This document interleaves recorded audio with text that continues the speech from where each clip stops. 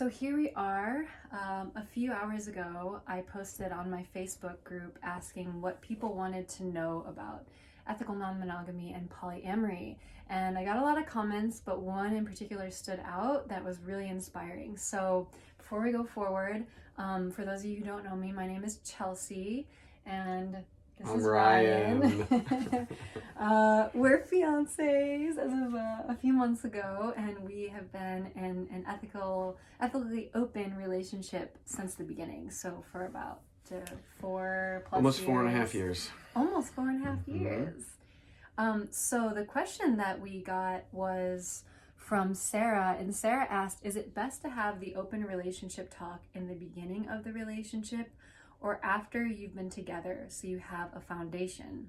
What is your experience with this? So, what are your thoughts? Can only speak to our experience, and we did it right from the get-go. Actually, Chelsey on date number 2 was like, this is what I want, this is what I want to do, and I was actually at that point myself, so it was easy to jump in with her and both earnestly explore it together, but knowing that it was the first time for both of us, that it would be a learning experience and we would make mistakes. Yeah, we were both really on the same page from the get-go, and it was something I had been ruminating on, but she was super brave and wasn't about to waste any more of her time or anyone else's time. So she got right to it. Yeah. You know? That's really important, actually. Not wasting your own time and not wasting someone else's time is a really kind thing to do. So by not figuring out what it is that you want and not sharing it with your partner from the get-go, you're not doing anyone any favors, and you're actually hurting yourself, and you're hurting that person who is expecting to have a certain type of relationship with you, but that's not what you actually want. So the reason why I came in with Guns ablaze. Yeah, you totally know what I was gonna say. That, like, ready to just like shoot the idea of polyamory, non-monogamy into his head is because I was in a monogamous relationship that I didn't want to be in. I didn't want it to be a monogamous relationship. Prior to that, it was a long-term relationship. We lived together. It was serious. And from the beginning, I had known that I was interested in exploring open relationships, and that particular partner was not. And I was in my early 20s, and I just conceded. And it was, I don't want to say it was a mistake, because I value that relationship very much to this day, and I learned a lot from it, and I wouldn't change it for anything. But when I got out of that, I was like, wait a minute, like, that was 2 years of my life. I'm in my 20s. Like, why should I waste any more time being in something I don't want to be in? And so you have a different story of how you kind of like came in. I'm older, so I had a few more relationships under my belt, and I had a track record of being unfaithful. And I realized I wasn't gonna change, so I needed to find a lifestyle that worked for me. And you know, before meeting Chelsey, I started going out on some dates with people in the community and started learning new languages and new communication skills, and then you start learning what books to read and stuff like that. But I think you should do it from the beginning, because you have nothing to lose and you're only going to learn earlier on. Because if someone is getting into a relationship and being in a polyamorous or non-monogamous relationship is totally outside of their scope, and then it's something that's sprung on them, I think it could be more detrimental. Because early on too, I had asked, you know, when we started dating, I remember Chelsey was taking French lessons and asked out a guy in her French class, and I believe I'm remembering this correctly. She already knew she was going to do it, and then she did it, and then she brought it up to me, and I had asked at that point, I was like, okay, like, bring me along. I need to be brought along through your process. Tell me you're thinking about it, even if you don't do it. Because then I was better prepared and able to go through my own emotional steps and ask questions, and felt like I was a part of the process.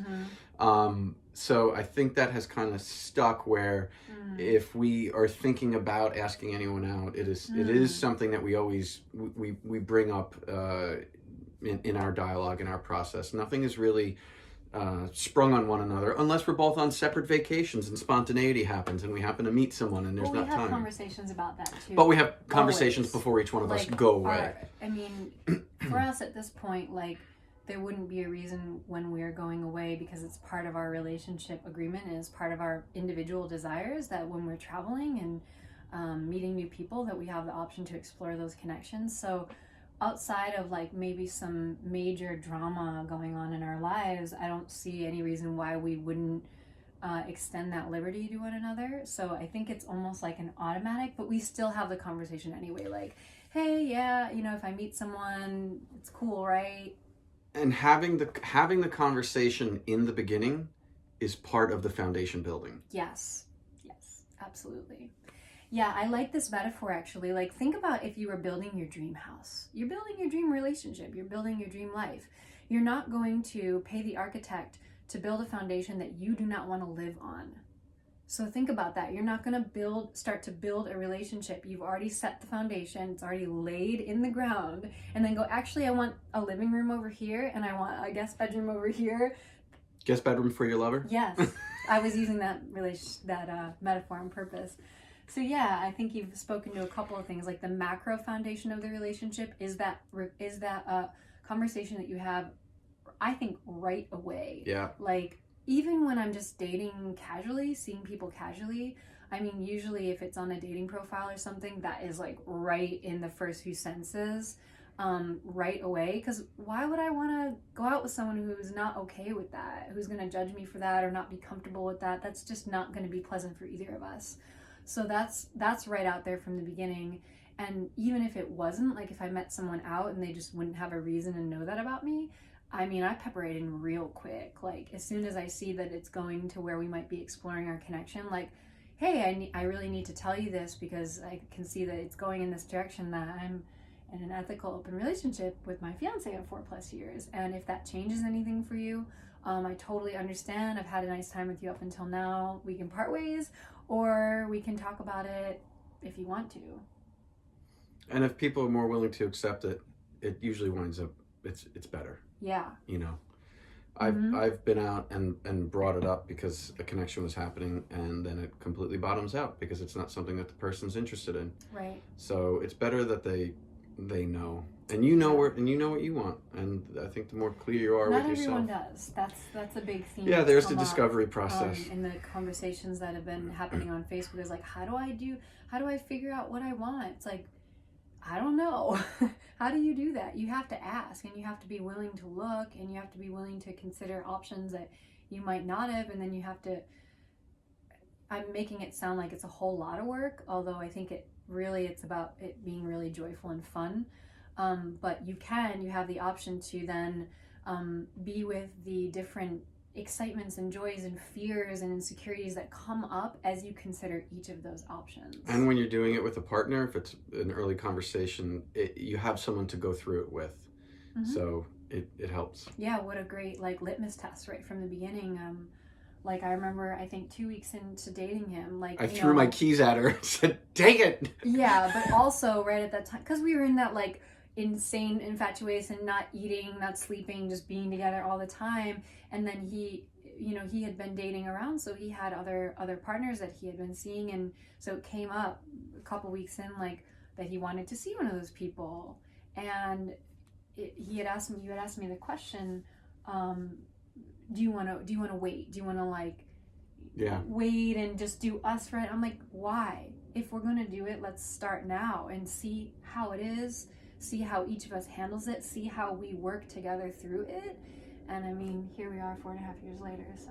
Good partners. Yeah. Good partner. Good partners and a good partner. So, moral of the story is, don't waste your time. Don't waste anyone else's time. Build the foundation of the dream life that you want to live and the dream relationship that you want to have. Hi. All right. Thanks for tuning in.